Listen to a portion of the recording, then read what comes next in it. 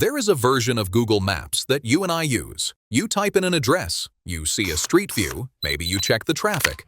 But there is another version of the world. A version where the roads are intentionally blurred out. A version where the street view car doesn't just get turned around. It gets intercepted by private military contractors in unmarked SUVs before it even reaches the perimeter. We are told constantly that the dream, the ultimate goal of capitalism, is about climbing the ladder. We are taught that wealth is about visibility. It is about the shiny car, the logo on the bag, the address everyone recognizes. But that is a lie. That is what poor rich people do. That is what people do when they have a few $1,000,000 and still feel the need to prove they exist. When you reach the true apex of the economic food chain, when your net worth rivals the GDP of a small European nation, you stop looking for attention. You stop looking for a neighborhood. You start looking for a fortress. You realize that at a certain level of wealth, visibility is a liability. You don't want to be seen. You want to disappear. We aren't talking about Beverly Hills. Anyone with a tour bus and a map can drive through Beverly Hills.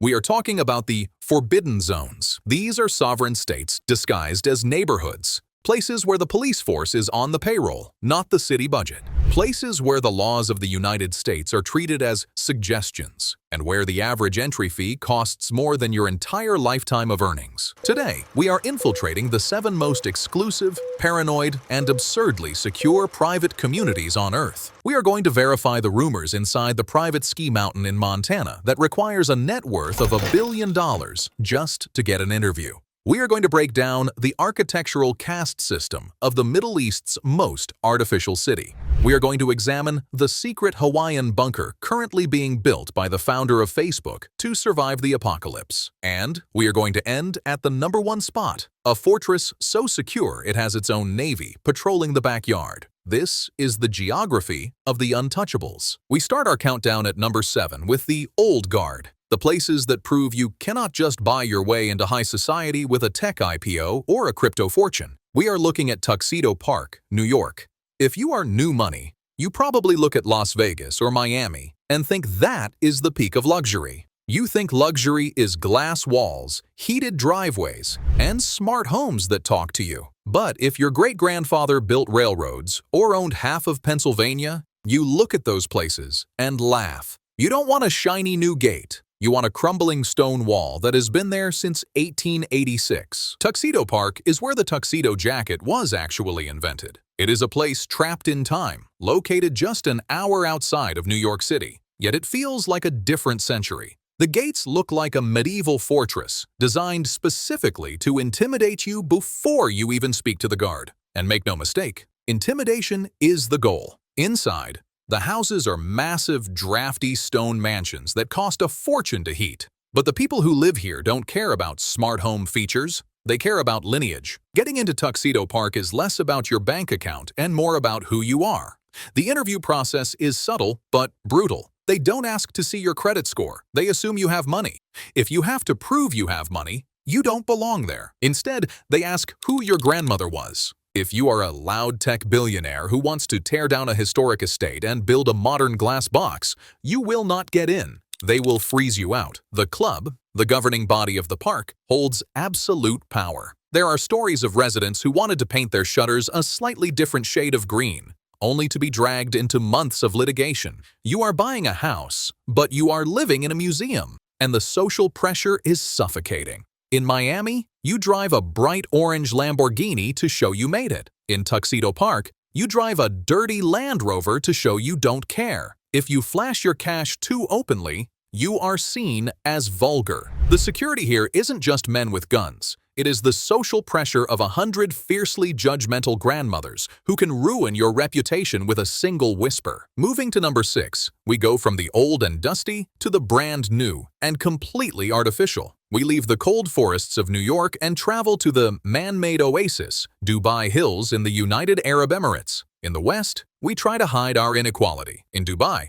they architect it into the floor plan. Dubai Hills is a sprawling, master-planned city within a city, carved out of the brutal desert landscape. To the naked eye, it looks like paradise. The grass is an impossible neon green.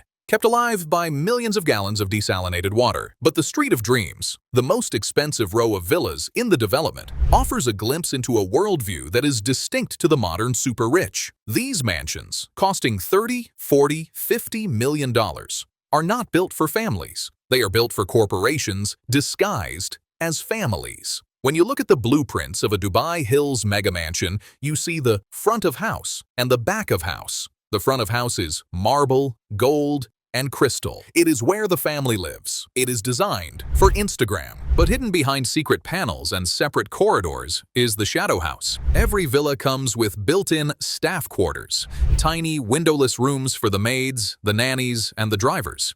These quarters have their own separate dirty kitchens, so the smells of cooking don't offend the residents. They have separate entrances on the side of the house, so the staff never have to walk through the front door. It is a masterpiece of segregation. You can live your entire life in Dubai Hills without ever really seeing the people who keep you alive. The maid enters through the service door, cleans the marble while you are at the private beach club, and vanishes back into the walls before you return. The security here is total. Dubai acts as a surveillance state, and Dubai Hills is the VIP section of that panopticon. For the international elite, Russian oligarchs, Indian tycoons, British expats dodging taxes, this is the appeal. It is a sterile, controlled bubble where the messy realities of poverty, politics, and dirt are filtered out before they can reach the gate. They have taken the chaos of the Middle East and turned it into a luxury shopping mall that you can live in. At number 5, we travel back to the United States for a lesson in geography. If you want to keep the world away, a gate isn't enough. You need a moat. This is Fisher Island. Located just off the tip of South Beach, Fisher Island is accessible only by ferry or helicopter. There is no bridge. You cannot drive there by accident. To even get your car on the ferry, you need a security clearance. This isn't public transportation. This is a border crossing. To get your vehicle in the queue, you need to be a resident or a pre-approved guest. Security guards with mirrors check underneath your car for explosives. Fisher Island consistently ranks as having the highest income of any zip code in the United States. We are talking about an average income of over $2 million a year. And that includes the people who declare zero income for tax purposes. The entry fee is brutal. To buy a condo here, you have to pay a membership equity contribution to the Fisher Island Club. Last I checked, that fee alone was over $250,000 just for the right to use the restaurants. And you don't get that money back if you leave. But the funniest thing about Fisher Island, and the reason it makes our list, is the wildlife. The island is overrun with peacocks. It sounds like a Disney movie, but it is actually a source of constant war among the residents. The peacocks are loud. They scream at all hours of the night. They scratch the paint jobs of the Ferraris and Rolls-Royces. The rabbits eat the perfectly manicured landscaping that costs millions to maintain. There have been actual board meetings between billionaires and captains of industry, where they spend hours screaming at each other about what to do with the peacocks. One faction wants to hire a relocation service to trap them and move them. The other faction thinks the birds are charming and part of the island's character. This is the reality of ultra-wealth. You spend 50 years building a business empire so you can retire to an island paradise. And then, you spend your Tuesday afternoon arguing with a neighbor about bird poop on your Bentley. But the isolation is the point. During the pandemic, Fisher Island famously bought its own supply of COVID tests from a hospital system when nobody else in the state could get them.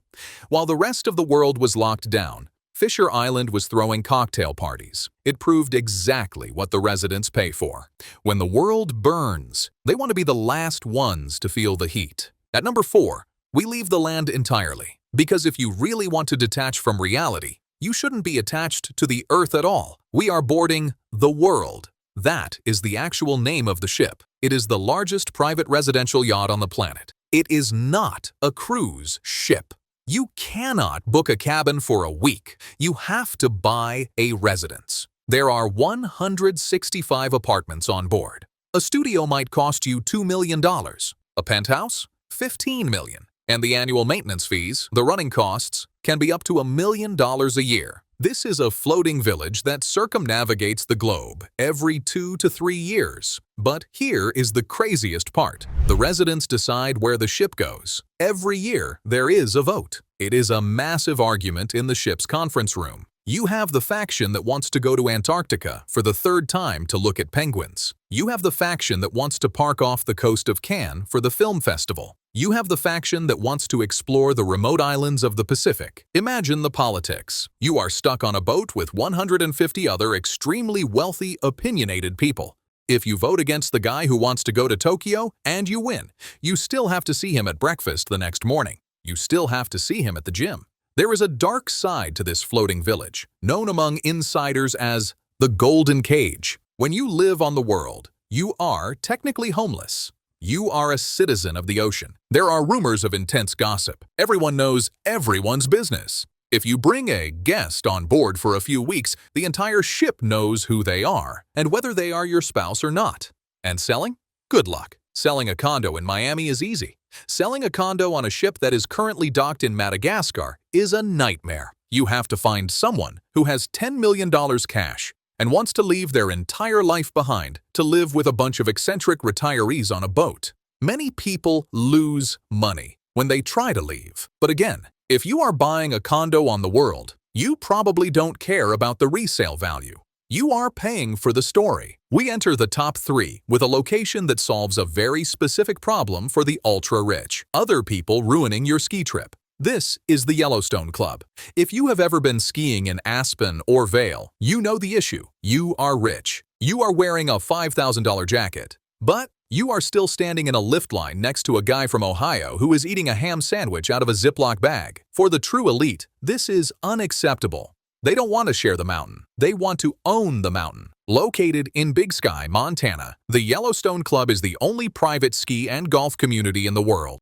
To even apply, you need a net worth that is rumored to be in the hundreds of millions. If you get through the vetting process, you pay an initiation fee north of $400,000. Then, you buy a property. Cabins start around $6 million. Chalets go for $30 million. Then, annual dues of $50,000. But what are you actually paying for? You are paying for private powder. The Yellowstone Club owns the mountain. There are no lift lines. You can ski for 3 hours and not see another human being.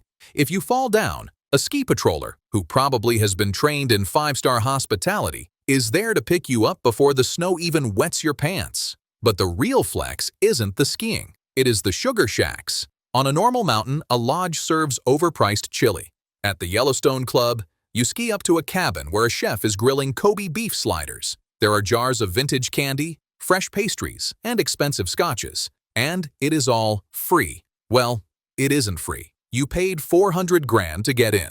But in the moment, it feels free. You don't carry a wallet. You just take what you want. The membership includes Bill Gates, Justin Timberlake, and former Google CEO Eric Schmidt. It is a concentration of power huddled around a fire pit. But it proves that even billionaires can be petty. The social hierarchy inside the gates is brutal. There are stories of residents getting into disputes over view corridors, literally suing each other because a neighbor's chimney is blocking 2% of their view. When you put that many alpha personalities in one valley, surrounded by snow, things get weird. At number 2, things get darker. We are moving away from luxury and toward survival. This represents the newest and fastest-growing category of restricted villages, the Doomsday Prepper Enclaves. And the king of them all is currently being built on the north shore of Kauai. This is Mark Zuckerberg's Koolau Ranch. For years, rumors swirled around the island. Locals noticed massive construction trucks rolling in and out of a 1,400-acre property. They noticed the security guards patrolling the beaches. They noticed that every worker was forced to sign a strict non-disclosure agreement. Thanks to investigative reports, we now know what he is building. It isn't just a vacation home. It is a post-apocalyptic survival complex. The plans reveal a sprawling compound of multiple mansions connected by a network of underground tunnels. These tunnels lead to a central subterranean shelter, a 5,000-square-foot concrete bunker. This isn't a wine cellar. The plans call for a massive metal door filled with concrete, the kind you find in air raid shelters. But a bunker is useless if you starve. That is why the ranch is designed to be a self-sustaining organism. It has its own massive water tanks, 55 feet in diameter, with pump systems to desalinate and purify ocean water.